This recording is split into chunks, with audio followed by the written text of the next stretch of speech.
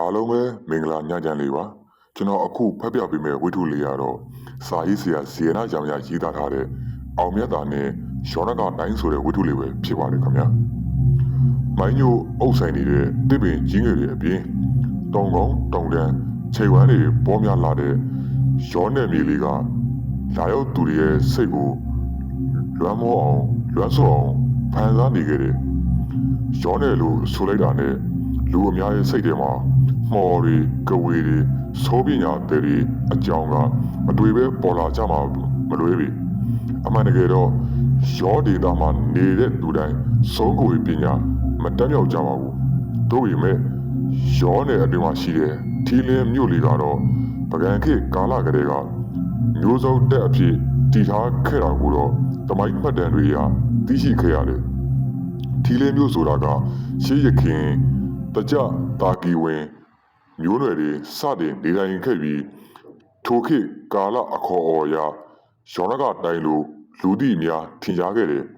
အခုနောက်ပိုင်းမှာတော့လမ်းမဆက်သွယ်ရေးခက်ခဲမှုကြောင့်လူနေထိုင်မှုနှဲပါလာခဲ့တယ်လို့ရခိုင်နေတိုင်းခက်သူတွေလည်းရည်ကြီးရာမျက်နှာရာပြောင်းရွှေ့ခက်တဲ့ဖြစ်တမျိုးတော်ပေါင်းမှလူဦးရေ2,200,000ဝန်းကျင်ခန့်သာရှိကြောင်း1956ခုနှစ်မှတ်တမ်းအများအရသိရှိခဲ့ရတယ်။တကယ်တော့ထီလင်းမျိုးဆိုတာတမိုင်းအဆက်ဆက်ရာဇဝင်နဲ့တည်ရှိခဲ့တဲ့မျိုးဖြစ်ပြီး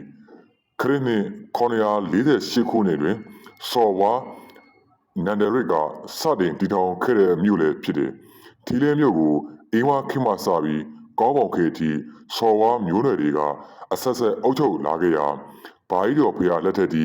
နောက်ဆုံးအုပ်ချုပ်ခဲ့တဲ့မြို့တကြီးနာမည်ကတော့တီဟရာဇကျော်ပဲဖြစ်တယ်။စော်ဝါမျိုးနယ်တွေအုပ်စိုးပြီးတဲ့နောက်ပိုင်း1896ခုနှစ်တွင်ပခုတ်ကူခရိုင်နဲ့ကံပလက်ခရိုင်တို့ကိုစုစည်းပြီးပခုတ်ကူပြည်နယ်အဖြစ်ဖွဲ့စည်းရာတွင်ပခုတ်ကူခရိုင်အဖြစ်ပါဝင်တဲ့မြို့တစ်မြို့လည်းဖြစ်လာခဲ့တယ်။ထို့သောပြောင်းလဲဖွဲ့စည်းခဲ့ပြီးမှလည်းအချို့သောရွာများတွင်တော့စော်ဝါမျိုးနယ်တွေကသာစီမံခန့်ခွဲရေးလုပ်ငန်းတွေကိုဆက်လက်လုပ်ကိုင်ခဲ့ကြတယ်။အဲ့ဒီထဲကမှတင်ခါရွာကိုအုပ်ချုပ်တဲ့ရွာလူကြီးဦးကျန်ဆိုတဲ့လူရဲ့နာမည်ကတမျိုးလုံးမသိသူမရှိတော့အောင်ထင်ရှားကြော်ကြားခဲ့တယ်။ဦးကျန်ကအသက်65နှစ်အရွယ်ခန့်ရှိပြီဖြစ်ပေမဲ့လူငယ်တယောက်လိုကျမ်းမာတန်ဆွမ်းနေစေဖြစ်တယ်လို့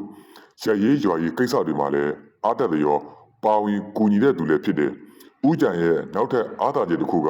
လောကီပညာရဲ့တော်တော်များများကိုတက်ကြွနေတာပဲ။သူ့အိမ်မှာလည်းလောကီပညာနဲ့သက်ဆိုင်တဲ့ပစ္စည်းပေါင်းများစွာကိုစုဆောင်ထားတယ်လို့တခါတလေရဲရွာထဲမှာဖြစ်လေဖြစ်တာရှိတဲ့ပယောဂပိုးကတ်ခြင်းတွေကိုလည်းကိုယ်တိုင်ကုသပေးလေရှိတယ်။ရွာမှာနေတဲ့လူတော်တော်များများကဦးကျန်ကိုရိုသေလီလာကြပြီမဲ့တချို့သောလူရုပ်တွေကပမာမကတ်လုပ်ချင်တယ်လို့ပညာစမ်းကျင်တယ်လို့လောက်တာတွေလည်းရှိခဲ့တယ်။